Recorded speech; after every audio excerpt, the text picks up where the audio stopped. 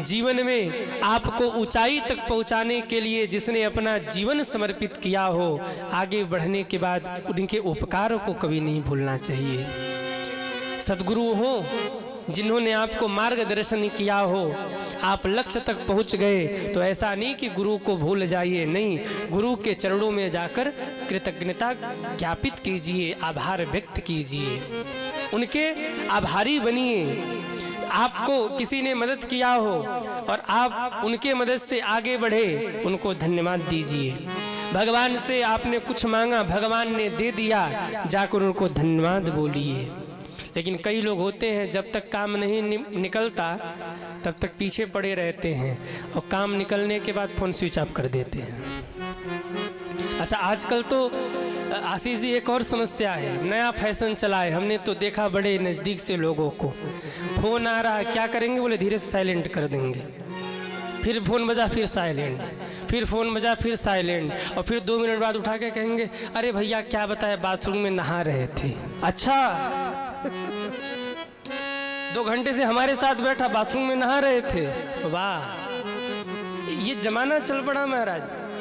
मैंने तो एक सज्जन को कह दिया, मेरे पास बैठे थे, 10 फोन आए, 10 बार उन्होंने रिसीव नहीं किया, 11वें बार हमने कहा कि भाई फोन उठाओ, क्या हो गया, क्यों फोन कर रहा, पड़ोसी फोन कर रहा, आपका फोन बंद किए जा रहे।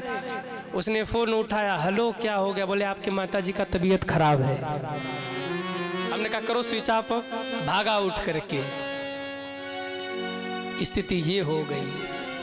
आहा, तुलसी बाबा चले, लेकिन दुर्भाग्य देखिए, जिस नरहरिदास ने गांव वालों को धिक्कार कर तुलसी को गोद में उठाया था, जब लौटकर उसी गुरु को प्रणाम करने आए तो पता लगा नरहरिदास जी जा चुके थे। तुलसीदास जी ने उनकी भूमि को दंडवत प्रणाम किया और रोए, गुरुदेव मैं बड़ा अभागा हूँ कि आपका दर्शन नहीं कर पाया, आपके कारण मैं पढ़ लिख कर इतना विद्वान बना और आपको प्रणाम भी नहीं कर पाया, अंतिम दर्शन भी नहीं कर पाया। लेकिन फिर लगा गुरु शिष्य से कहाँ दूर जाता है, शिष्य के रोम रोम में सद्गुरु का आशीर्वाद भरा पड़ा होता है, गुरु शिष्य से दूर नहीं होता। कई बार मेरे पास लोग आते, गुरुजी जिस गुरुजी से हमने मंत्र लिया था वो गुरुजी नहीं रहे, तो क्या आपसे मंत्र दीक्षा ले सकते हैं? हमने कहा बिल्कुल गलत आप कर रहे हैं, गुरु नहीं है, ये आपकी भूल है। अरे आपकी चेतना में कौन है? गुरु ही तो है। जो गुरु ने आपको मंत्र दिया उस मंत्र में कौन है? गुरु ही तो है। जिनके बताए गए मार्ग पर चल रहे, जिस मार्ग पर आप चल रहे वो मार्ग कौन है? गुरु ही तो है। गुरु बदला नहीं जाता। यदि एक के चरणों में आप समर्पित हो गए तो बस एक ही साधे सब सधे, सब साधे सब जाए। निष्ठा बदलिए मत, एक सद्गुरु के चरणों में समर्पित हो गए, जीवन निकाल दीजिए, उसी एक के सहारे भवसागर से बेड़ा पार हो जाएगा। तुलसीदास जी ने सोचा गुरु कहाँ दूर जाते हैं, लौटकर अपने गांव में आए। और अब देखिए तुलसी बाबा के साथ क्या होता है। जब लौटकर अपने गांव में आए ना, अपने घर के पास गए, जहाँ जिस घर में गए जिस घर में उनका जन्म हुआ था। माता पिता तो थे नहीं, घर खंडर हो चुका था, गांव का भी कोई नहीं जाता था वहाँ। तुलसी बाबा पहुँचे, घर को साफ सुथरा करके सजाया। वेद वेदांत तो कंठस्थ थे ही, महान ज्योतिषी बन चुके थे। अब सोचने लगे रोटी पानी कैसे मिलेगा। तुलसी बाबा ने दिमाग लगाया, भक्ति तो थी ही, महाराज घर को बढ़िया सजाया सवारा और घर के बाहर चबूतरे पे एक आसन बिछाया और बिछा करके सीताराम सीताराम सीताराम सीताराम सीताराम सीताराम सीताराम सीताराम सीताराम सीताराम सीताराम सीताराम सीताराम सीताराम। तुलसी बाबा ने बैठकर कीर्तन गाना शुरू किया। आस पड़ोस के लोग जब देखने लगे भाई कोई बाबा जी आए, पहचान नहीं पाए, आके लोग बैठ गए। अब तुलसी बाबा ने कथा शुरू कर दिया, वेद कहने लगे, वेदांत कहने लगे, पुराणों की कथा कहने लगे, लोग जुटने लगे। ज्योतिष के जानकार थे, हाथ भी देखने लगे, किसी ने आटा पहुंचा दिया, किसी ने चावल पहुंचा दिया, किसी ने दाल पहुंचा दिया। एक दिन किसी ने पूछा, बाबा कहाँ से आए हैं? कहा आत्माराम का बेटा हूँ। गांव वालों ने कहा आत्माराम का बेटा?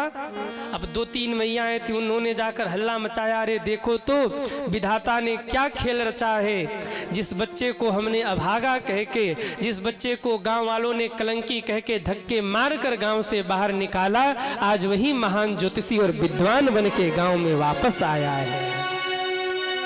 गांव के सब लोग हाथ दिखाने पहुंच गए और तुलसीदास बाबा विद्वान थे, जहां 2-4 के हाथ देखकर पूरी सच्चाई बताई, पूरे गांव के लोग तुलसी बाबा कहने लगे।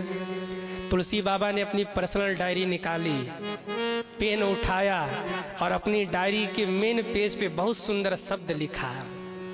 क्या लिखा? ये वही गांव वाले हैं जो कभी कुल के कलंकी कहा करते थे। तुलसी तुलसी सब कहे, ये तुलसी वन की घास, कृपा हुई रघुनाथ की, तो आज बन गए तुलसीदास। कृपा भई रघुनाथ की, तो बन गए तुलसीदास। मन ही मन तुलसी बाबा ने कहा, रे गाँव वालों, आप वही हैं जिन्होंने समय पड़ने पर हमें रोटी का टुकड़ा आपने नहीं दिया था, और आज वही गाँव वाले आके चरणों में बैठे हैं। आहा, तुलसी बाबा मन ही मन सोच रहे, वाह प्रभु वाह, क्या खेल रचा है आपने। जो दुनिया गाली दिया करती थी, जो दुनिया के लोग हमें उल्टा सीधा कहा करते थे, आज वहीं आके मेरे चरणों में बैठ गए। मेरा कुछ नहीं, कृपा भई रघुनाथ की, बन गए तुलसीदास। आहा, बहुत अच्छी कथा गाते थे तुलसीदास जी। जब गाते थे ना तो सारे श्रोता मंत्र मुग्ध हो जाते थे। जमुना पार से एक पंडित जी कथा सुनने आते थे। तुलसीदास जी को देखा, महाराज बड़े प्रसन्न हुए, सोचने लगे अपनी बिटिया है, उनका विवाह इनसे कर दूं। रिश्ता पक्का कर दिया और अपनी बेटी रत्नावली का विवाह तुलसी बाबा के साथ में कर दिया। आहा, अब तो रोटी पानी बनाने वाली रत्नावली मैया भी आ गई। अब तो तुलसीदास जी का पताका और फेरा, घर की कोई चिंता नहीं। बाहर जाके कथा करते थे और महाराज जो भी मिल जाता था उसी से परिवार का पालन पोषण करते थे। लेकिन संपन्नता नहीं थी ना, तो मन में एक दगदग भी रहता था कि कहीं रत्नावली किसी दिन हमको छोड़कर चली न जाए। क्यों? जीवन में अभाव है, और जिसके जीवन में अभी अभाव हो उसके साथ कौन रहना चाहेगा। एक दिन घटना हो गई, तुलसी बाबा गए थे कथा करने, और इतने में रत्नावली के भैया आए और आकर के कहा, दीदी वो माता जी की तबीयत बहुत खराब है, आपको तुरंत बुलाया है। रत्नावली के सामने असमंजस। मैया रत्नावली ने सोचा, पति देवता उधर गए हैं कथा करने और मैं घर में अकेली, अगर जाती हूँ तो बिना पूछे कैसे जाऊँ, और नहीं गई और माता जी को कुछ हो गया तो जीवन भर पछताना पड़ेगा।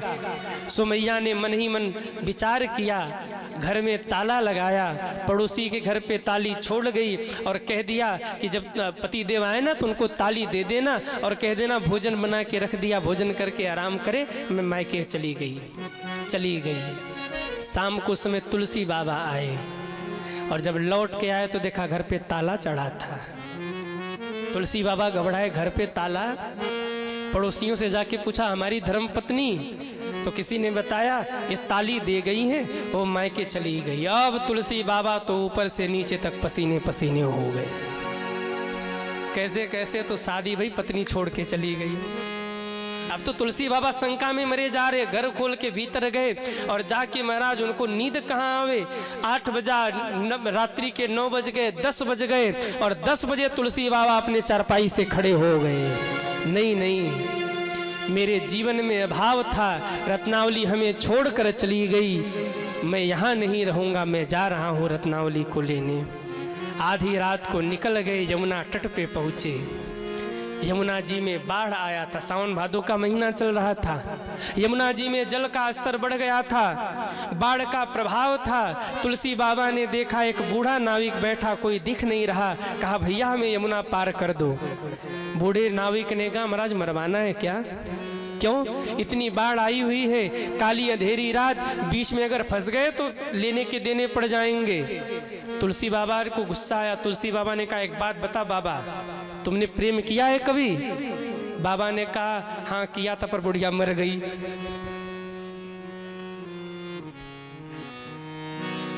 कहा तू रह, तेरे नौका से नहीं जाना।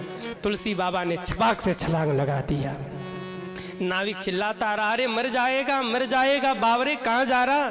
मर जाएगा, बाढ़ आ गई यमुना जी में। लेकिन तुलसी बाबा को तो रत्नावली दिख रही थी, क्योंकि सरस्वती और विधाता को तो कुछ और मंजूर था। आधे रास्ते पहुँचते पहुँचते यमुना जी में डूबने लगे, और जब डूबने लगे तो भगवान की याद आई। आवाज लगाया, हे गुरुदेव बचाइए, हे प्रभु बचाइए, यमुना से पार कीजिए, हे रघुनंदन राम बचाइए। अरे जिन राम का नाम लेकर लोग भवसागर से पार करते हैं, यमुना कौन सी बड़ी चीज थी? तुलसी बाबा पार हो गए। घर पहुँचे, घर में भीतर से कुंडी लगा हुआ था, बारिश हो ही रहा था। सोचा कुंडी खटखटाऊंगा तो सब जगेंगे। एक काम करते, घर के पीछे से चढ़ जाते हैं छत पे और आंगन में कूद जाएंगे। कोई संत ऐसा कह रहे थे, एक सांप लटक रहा था, उनको लगा कि रस्सी है, पकड़ के उसी को चढ़ गए। सांप ने भी कुछ नहीं बोला, क्योंकि विधि का विधान रहा कुछ। चढ़ गए छत पर, और छत पे चढ़ के जो आंगन में छपाक कूदे, घर वालों की नींद खुल गई। क्योंकि जल भरा था आंगन में, पहले आंगन होता था, पहले के घर जो होते थे उसमें आंगन होता था। आजकल तो फ्लैट हो गया, आंगन गायब। हाँ, पहले शादी विवाह में वो आंगन में, उसको क्या बोलते, जो बांस गाड़ा जब क्या बोलते, माड़ो, मड़बा। हाँ माड़ो। आजकल फ्लैट हो गया, बोरी में बालू भर के उसमें वो मड़बा गाड़ते हैं, और जिंदगी भी बालू की रेत की तरह हो गई, उड़ गई जिंदगी खाली।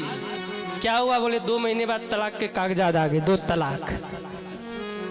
तुलसी बाबा आंगन में कूदे, और जब तुलसी बाबा आंगन में कूदे, घर वालों की नींद खुल गई।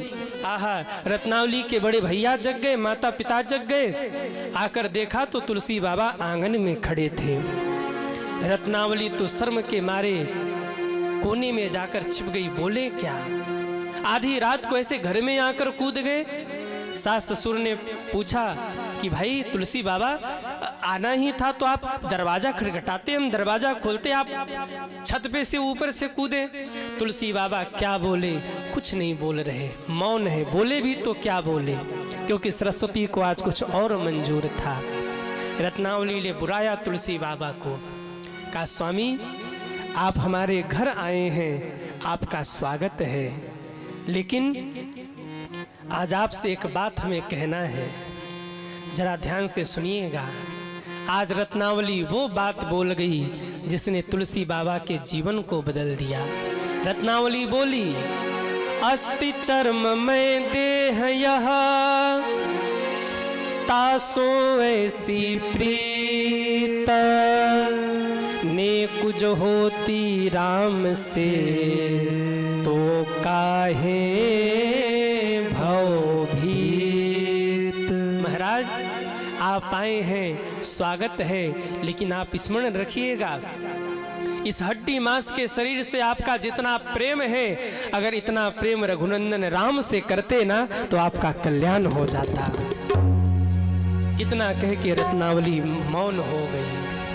और जब रत्नावली ने व्यंग किया है तो आज तुलसी बाबा के आंख में आंसू आ गए। तुलसी बाबा को अपना वो बचपन याद आ गया, जब दर दर की ठोकर खा रहे थे, जब एक रोटी का टुकड़ा किसी से मांगे और कोई डांट दे, फटकार दे, छोटे छोटे बच्चे पत्थर उठा के मारे। तुलसी बाबा को वो दिन याद आ गया। बचपन से बहुत ठोकर तुलसी बाबा ने खाया था, लेकिन गुरु ने बीच में संभाल लिया था।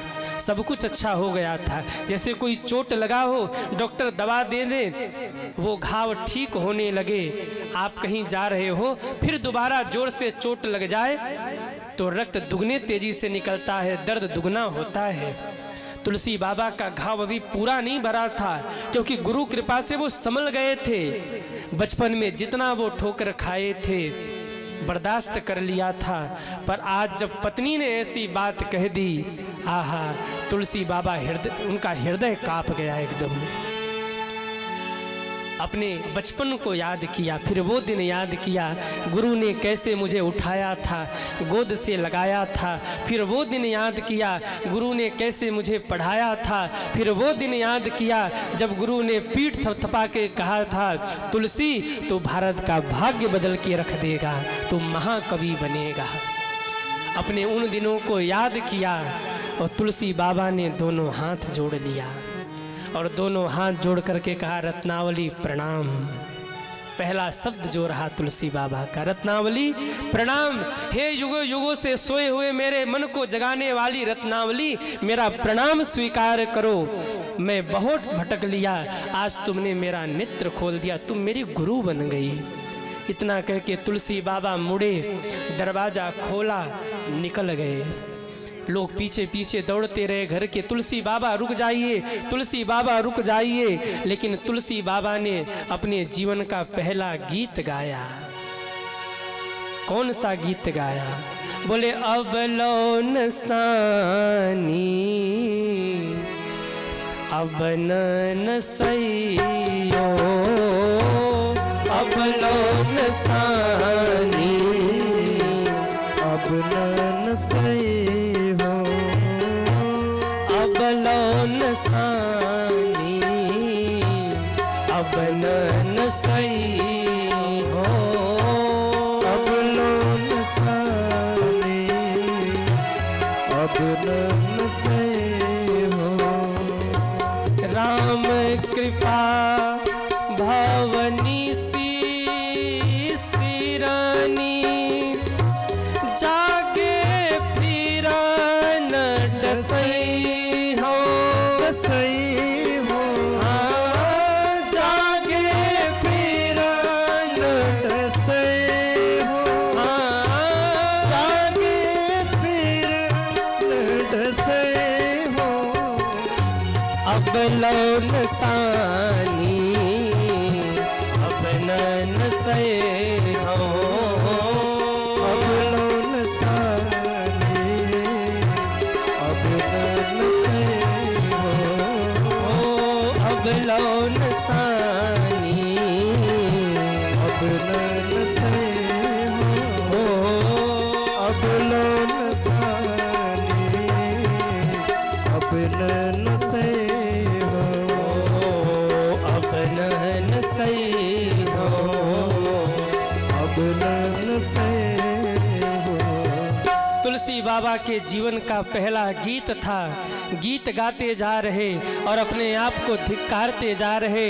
अरे तुलसी तू कहाँ फंस गया रे, तेरा जन्म इसलिए नहीं हुआ, तेरा जन्म तो राम की भक्ति के लिए हुआ। पहुंच गए काशी और काशी जाकर 80 घाट पर तुलसी बाबा रहने लगे। अब देखिए कैसे भगवान की कृपा होती है। सुबह शौच के लिए जाते हैं और जब शौच से आते रहते हैं ना, तो लोटे में जो थोड़ा जल बच जाता है एक बबूल के पेड़ के नीचे डाल देते हैं। जरा सुनिएगा इस घटना को।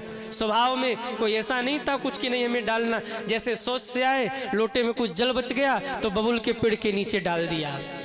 बबूल में एक प्रेत रहता था जो बड़े दिन से प्यासा था, उसको कौन जल दे। तुलसी बाबा रोज जल डालते थे और उस प्रेत को लगता था कि हमें जल दे रहे हैं। आहा, प्रेत प्रसन्न होता गया, प्रसन्न होता गया। और एक दिन बाबा जब शौच से लौटे और महाराज वो जल जैसे ही बबूल में डाला, वो प्रेत अट्टहास करते हुए वहीं प्रकट हो गया। उसने गर्जना की और गर्जना करके कहा, तुलसी बाबा मांगिए मांगिए क्या चाहिए। तुलसी बाबा चौंक गए, भाई तुम कहां से आ गए। कहा, इतने दिनों से सेवा कर रहे और पूछ रहे तुम कहां से आ गए। प्रतिदिन हमको जल देते हो, मांगो क्या चाहिए। तुलसी बाबा समझ गए भूत आया है, प्रेत, ये प्रेत प्रकट हुआ, इससे कुछ काम करवा लेते हैं। तुलसी बाबा ने कहा एक काम करो, जो मैं मांगूंगा वो दोगे? कहा महाराज आप जो चाहते एक बार कहिए, मैं आपकी सेवा तुरंत करूंगा। प्रेत प्रसन्न था। तुलसी बाबा ने धीरे से कहा राम से मिलवा दो। प्रेत ने कहा महाराज राम से मिलवा पाते तो हम प्रेत होते? हम प्रेत इसीलिए है कि हम न राम का नाम ले सकते हैं न उनसे मिलवा सकते हैं। हाँ इतना कर सकते हैं, जो राम से मिलाए उसके चरणों तक पहुंचा सकते हैं। कौन है जो राम से मिलवाएगा? अरे बोलो ना। हाँ नारद जी नहीं, हनुमान जी। राम दुआरे तुम रखवारे, हो तन आज्ञा बिन पैसारे। बड़ी अधिकारी के पास पहुंचना है ना, तो अधिकारी के झंझट में मत पड़ना, वो फोन काट देगा, नहीं उठाएगा। ये जो नीचे वाले असिस्टेंट है ना, इनको अपना लेना, इनको खूब बढ़िया से जैसे भी हो सके इनसे मित्रता कर लेना। अगर इनसे बात बन गई तो अधिकारी आपकी जरूर सुनेगा। ये चाटुकारी तो पहुंचाते हैं साहब। एक बड़े हमारे मित्र हैं, थोड़ा देख लो ना। साहब कहते लाओ फाइल साइन कर देते, हो गया काम। कहा राम से नहीं मिला सकते, पर हाँ राम से जो मिलाए उस तक पहुंचा सकते हैं। चलो पीठ पे बिठा लिया। बाबा ने कहा अच्छी सवारी मिली। जीवन में कोई पहली बार मिला, वो भी प्रेत जिसने पीठ पे बिठाया। बाबा खूब मस्ती में बैठे। कहाँ ले जाओगे? कहा काशी में आनंद वन है, वहाँ कथा होती है, और जहाँ कथा होती है यत्र यत्र रघुनाथ कीर्तनम तत्र तत्र कृतमस्तकांजलिम। जहाँ जहाँ राम की कथा होती है वहाँ वहाँ मेरे हनुमान जी पहुँच जाते हैं। लेके गया प्रेत। आनंद वन के बाहर कथा क्षेत्र से कुछ दूर ले जाके तुलसी बाबा को पटक दिया। तुलसी बाबा ने कहा भैया हमने कौन सी गलती की जो पटक रहे हो? कहा गलती नहीं की, हमारा स्वभाव है ये उठा पटक करते ही है, हमारा ये प्रेम ही समझ लो तुम। तुलसी बाबा ने कहा तो बताओ ना हनुमान जी कहाँ हैं? बोले देखो इसके आगे मैं नहीं जा सकता, चले जाओ, आनंद वन में कथा हो रही, वही हनुमान जी आएंगे। कहा क्यों नहीं जा सकते? तो प्रेत ने कहा भूत पिशाच निकट नहीं आवे, महावीर जब नाम सुनावे। पुलिस का पहरा कहाँ है चोर को पता होता है। चोर जो होते हैं ना, जो चोरी करने वाले, उनको पता होता है कि भाई पुलिस किस चोटी चौराहे पर है। ऐसे ही जो भूत प्रेत होते हैं उनको पता होता है मेरे हनुमान जी का प्रभाव कहाँ कहाँ है। जहाँ जहाँ भी राम की कथा होती है वहीं वहीं हनुमान जी का प्रभाव होता है। और जहाँ जहाँ हनुमान जी का प्रभाव होता है झंझट में मत पड़ना, कोई भूत प्रेत नहीं आने वाला, ये सब भग जाएंगे, कोई नहीं रहने वाला। मैं विश्वास के साथ कह रहा, एक सच्ची घटना। एक तांत्रिक महोदय थे, तंत्र करते थे। संयोग से उनका एक चेला था, वो वैष्णव भक्त था, भक्ति करता था, भजन करता था। अब तांत्रिक महोदय खूब तंत्र करते थे, खूब भूत प्रेतों को महाराज शमशान में बुलाकर झुमाते थे। अब एक दिन चेला वहां पहुंच गया। संयोग से तांत्रिक महोदय तंत्र कर रहे थे, और जैसे ही चेला पहुंचा, चेला तो भगत था, भजनानंदी था, सारे भूत भग गए। तांत्रिक महोदय अकेले बचे। उस चेले के दर्शन से ही भूत मुक्त हो गए। सच्ची घटना आपको बता रहा हूँ। गीता प्रेस से जो वो पुस्तिका कल्याण छपती, उसमें ये कथा छपी थी, सच्ची घटना राजस्थान की है। सारे भूत उसका दर्शन करके मुक्त हो गए। अब तांत्रिक महोदय खूब कर रहे, एक भी भूत नहीं आ रहा, सबके सब मुक्त हो गए, कोई नहीं दिख रहा। तांत्रिक महोदय 2 घंटे तक खूब मंत्र मारते रहे, कोई नहीं दिखा। अरे तांत्रिक महोदय को गुस्सा आया, फिर जबरदस्त मंत्र माला। एक बेचारा फंस गया था,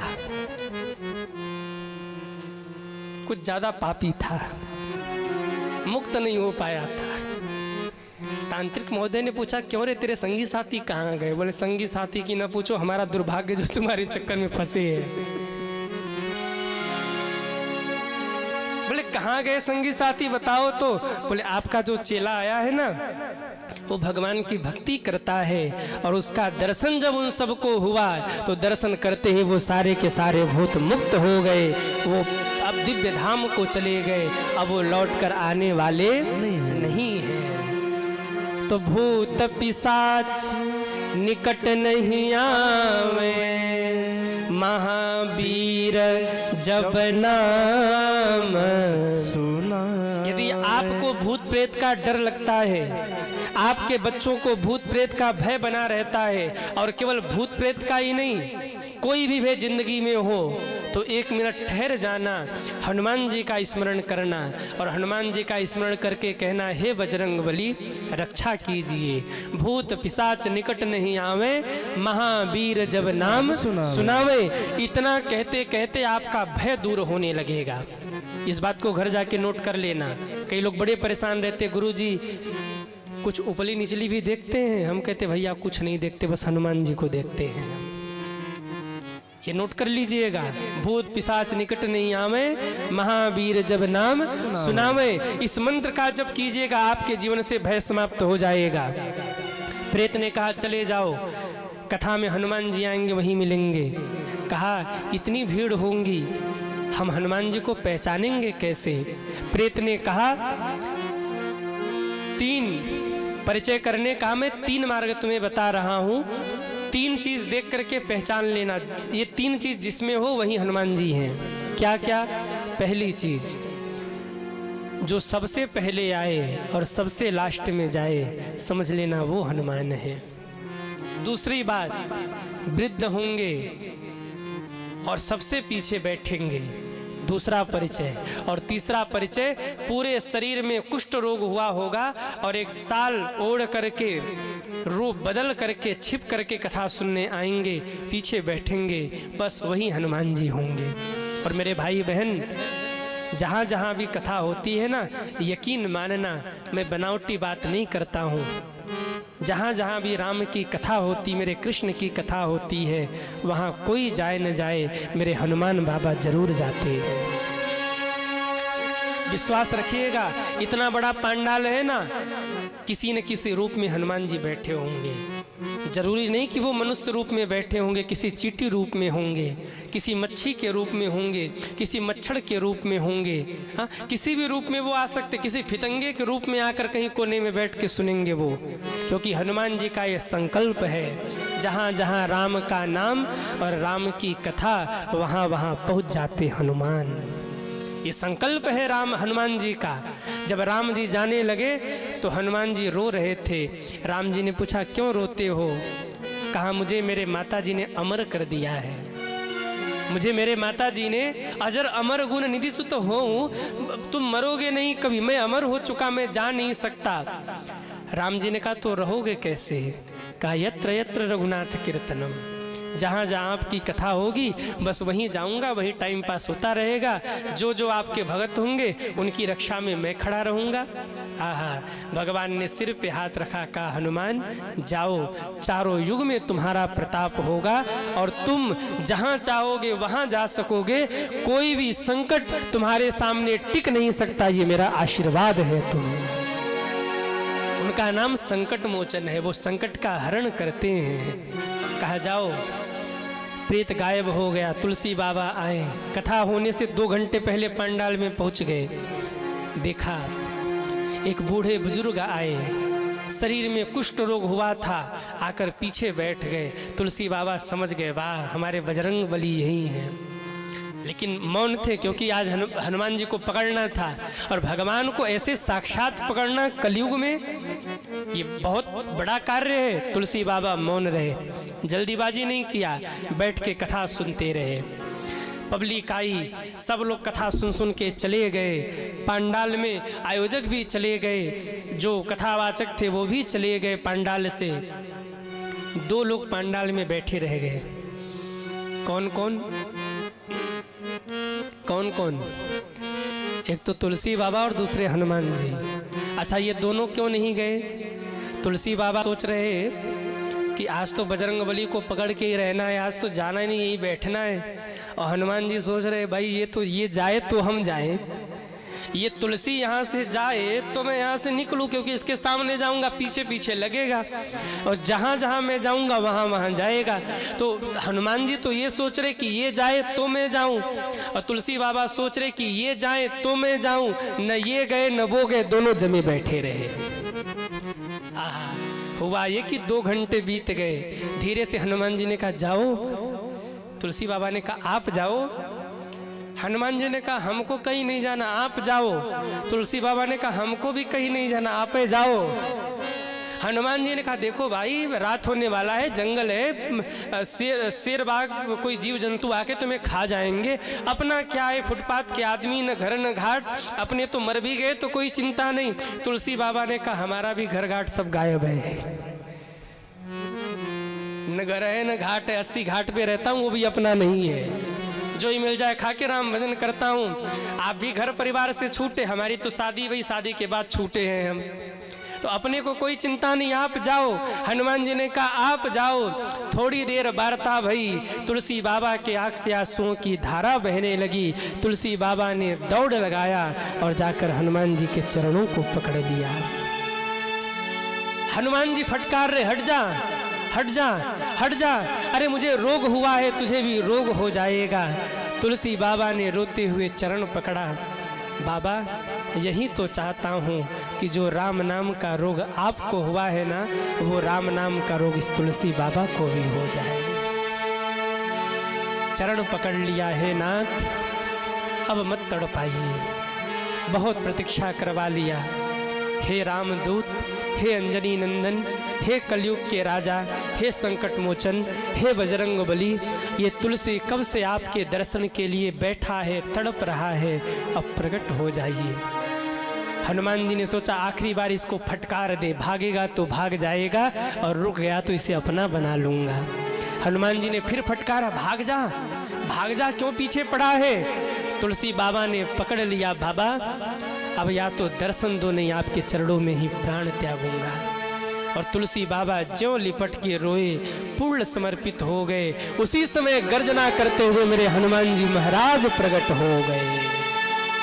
बोलिए संकट मोचन श्री हनुमान जी महाराज की जय हो। और देखिए मेरे हनुमान जी को लगा कहीं तुलसीदास को दर्शन देने में मैं राम को न भूल जाऊं, इसलिए हनुमान जी ने बाएं हाथ से हृदय में श्री सीता राम जी को संभाला और दाहिने हाथ से तुलसी को आशीर्वाद दे रहे, तुलसी जा मेरा आशीर्वाद तेरे साथ है। तुलसी बाबा ने इस दिव्य स्वरूप का दर्शन किया, आंखों से झरझर झरझर आंसुओं की धारा बहने लगी, रोते रोते चरणों से लिपट गए, प्रभु आज मेरा जीवन धन्य धन्य हो गया। हनुमान जी ने कहा तुलसी मेरे पास समय कम है, मांगो क्या चाहिए। कहा प्रभु आ ही गए हो ना, तो एक बार मुझे मेरे राम जी से मिलवा दो, मेरे राम का दर्शन मुझे करवा दो, मुझे मेरे राम से मिलना है। कहा पगले आजकल मेरे राम जी चित्रकूट में रहते हैं, काशी में दर्शन नहीं होगा, तुझे चित्रकूट चलना होगा। कहा मैं चलूँगा, और कुछ मांगना हो तो मांग लो। तुलसी बाबा ने हाथ जोड़ा, कहा हे प्रभु आप तो संकट मोचन हैं, आज जिस रूप में प्रकट हुए हैं ना, इसी रूप में यहीं विराजमान हो जाइए और आने वाले समय में भक्तों का कल्याण करते रहिएगा।